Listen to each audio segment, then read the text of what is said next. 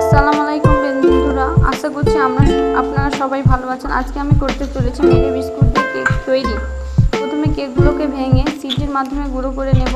দেখেন কত সুন্দর গুঁড়ো হয়ে গেছে, ভালোভাবে গুঁড়ো করে নিতে হবে। এরপর চিনিগুলোকে ভালোভাবে বেটে গুঁড়ো করে নিতে হবে।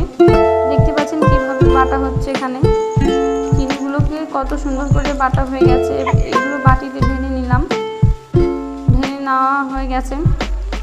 বিস্কুট গুঁড়োর উপর চিনিগুলো দিয়ে দিতে হবে। দিয়ে দেওয়ার পর ভালোভাবে নাড়াচাড়া করে নিতে হবে। দেখতে পাচ্ছেন, তারপর দুধ দিয়ে দিতে হবে।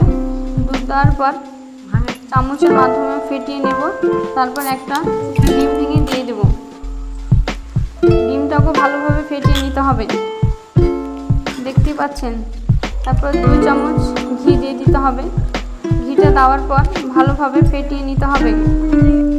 ফেটিয়ে নামার পর সোডা ঢেলে দিতে হবে। আমি 1 প্যাকেট সোডা ঢেলে দিয়েছি।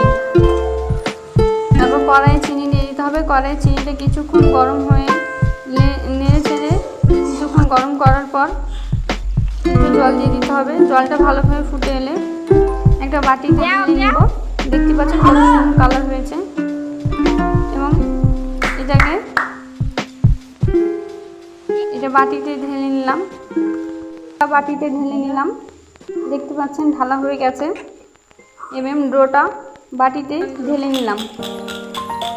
কত সুন্দর হয়েছে দেখেন। কিছুক্ষণ ঢেকে রাখবো। রাখার পর কড়াইয়ে জল দিয়ে দিতে হবে।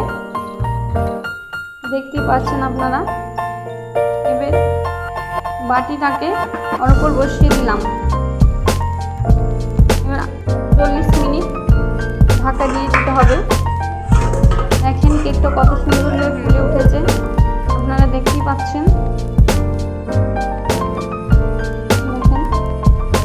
দেখেন একটু গায়ে লাগেনি। নামিয়ে নিলাম। নামার পর ছুরির মাধ্যমে কেটে নিলাম 4-5টা।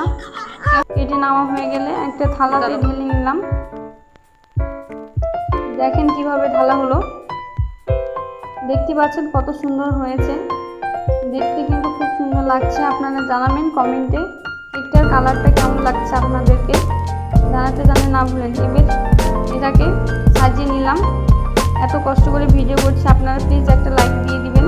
এবার দেখেন কেকটাকে কেটে দেখাচ্ছি। যদি ভিডিওটা ভালো লাগে তবে একটা লাইক করে দিবেন। দেখেন কত নরম কেকটা। ভালো লাগলে